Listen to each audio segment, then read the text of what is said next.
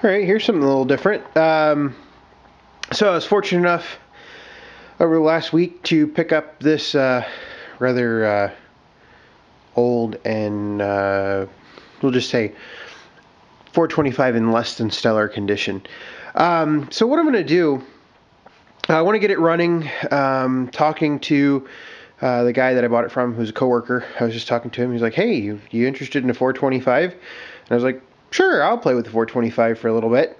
Plus, I'm looking for a rear axle housing for another machine, so this will actually work out really well. But I want to see if the engine will run first. So the story behind this 425 is 3 or 4 years ago, the radiator started leaking, and so they replaced the radiator, I guess with just a one off eBay or something like that. So they replaced the radiator, and then as soon as they got done replacing the radiator, the water pump started leaking. So they replaced one of the gaskets in the water pump, and it probably just needs a full water pump replacement. So anyway, I bought it. It came with a 54 deck. I'll show that to you here in just a minute. I have what's left of the hood and the side panels and everything, but typical for a 4-5 unit. I mean, it's all pretty much toast. But I figured this would be a good, kind of overview. I owned a 445 a few years ago. I had a bad camshaft, and I was looking for a couple deck parts at the time, so bought that and sold the rest of it. But you can see the water pump from me trying to crank it is there. But what I wanted to kind of go through is got it home last night. It was, 19 degrees outside, something like that. Got it off the trailer, got it in the shop. Kind of picked through it, organized a little bit, looked at it, and then noticed that there's quite a bit of wiring issues. I've done some wiring, like this was all apart and everything. I just want to see if I can get it to run. But I figured what I would do next is go ahead, and I'm actually going to haul it outside and pressure wash it. So just because, it needs to be cleaned before I can do much else. I'm tired of going back and forth with my phone, looking up information, and not having all the information I need right there and get my phone dirty and everything. So I'm going to work on that, and then once I get it clean, we'll come back in and we'll kind of dig through the wiring.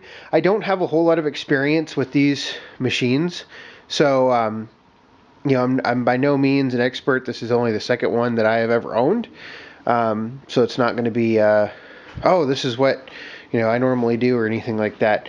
I do want one day. I do want to find a really nice 455 just to have, but that's kind of low on the wants list. You can see they've done quite a bit of work. This was hanging out. Like I said, I do have the side panels and everything, but I've been testing for spark. I don't have spark right now. I had to replace this fuel hose right there. It was leaking. So I have fuel. I have air, but I don't have any spark, so the wiring's going to boil down to the spark. I would think that everything's okay on this thing, but you don't know until you actually get in there and figure it out. So I'm going to go ahead and get it all cleaned up and everything, and then I'll let it dry for a couple hours, and we'll come back and work on it some more. All right, so now that I've cleaned the 425. We can get down to business of actually getting it to run. So what I did is I've actually ended up taking all the sheet metal off. That was really the only way to get it completely clean, lift up the gas tank and everything. Looks a lot better now. You can see that's from the radiator leak right there, or the water pump leak. But anyway, so here's my mess over here. So this right here, I did this morning, just a quick attempt to get it running. So we have this right here that's coming from the carburetor. I can't remember what this is called. We've got a sensor right here. I guess this is the temperature sensor right there. That needs to go somewhere. We've got loose wires here. We've got loose wires here, and we've got a loose wire right here. Lots of loose wires. I have no earthly idea where any of them go at the moment, so I'm going to spend some time trying to figure out where everything goes, and then we'll see if we can't get this thing to run. So we will go from there. So I know I need to connect this wire. I know I need to connect this sensor. I need to connect wherever this goes. Who knows where this goes? Oh, I got this one right here. This is ground. I don't know where this ground goes either. So lots of things. I don't know where it goes, so I'll just take my time and we'll kind of work through it, and we'll go from there. It looks like, based on the appearance, this is tied together into the two coils. This right here comes from the other side of the engine. So I'll have to figure out exactly where that's going, I think. And then these two wires right here go to the igniter down there underneath the engine, if you can see that. So that's where I'm at, and once I work on that a little bit, we'll come back and see if we can get it cranked. Okay, let's see here. I'll kind of explain what I did. It is running. I'll start it up here in just a minute. But so what I've done is I found out that the ignition delay or time delay control module was missing. That was where all the wires went, so I did not have that. So the first thing you have to do, I just found a quick article online. I can't even remember the website. I found it on after I got done looking at the electrical schematics. I was pretty sure how to do it in terms of what I needed to do, but I wasn't 100% sure. So what I did, I got online and I read where you could do this, and so this is not my own invention. So I used some jumpers. This right here is a fuel shutoff solenoid, which goes up to the carburetor. Right there. Sorry, it's hot, so I got to be careful with my hand.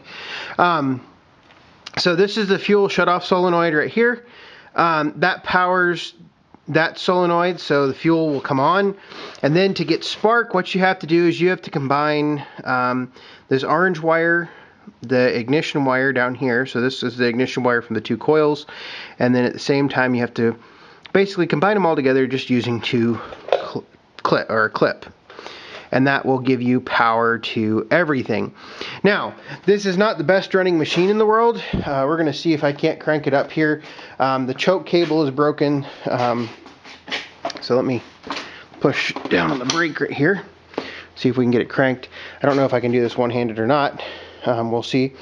I've had it running for just a little bit. I'm not going to let it run for very long because of the coolant leak. I don't want it to overheat it. So you can hear the pump works just fine.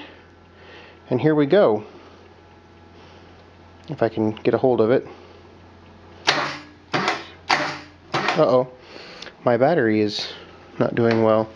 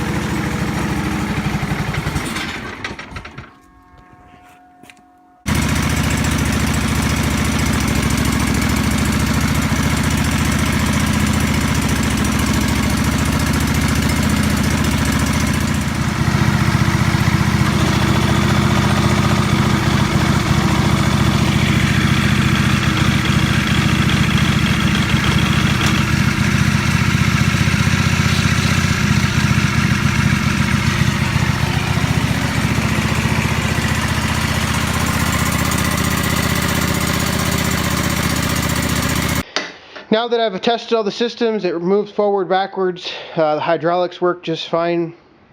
Now it's time to start taking it apart, now that I've tested all the parts. So I'm not quite sure if I'll show a video of that, but yeah, so this is the 425.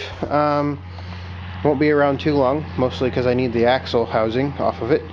And plus it smokes quite a bit. It's got 1,300 hours on it. Let's see here.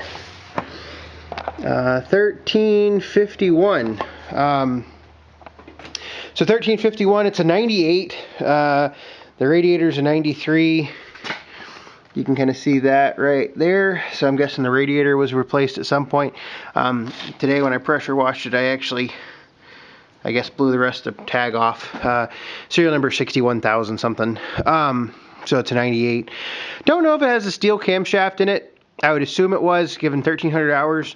I know that's the February 98 was the first date. Unfortunately, the serial tag that should be on the engine that should be right here is missing. So I have no way to know what the serial number of the engine is. So that's certainly not.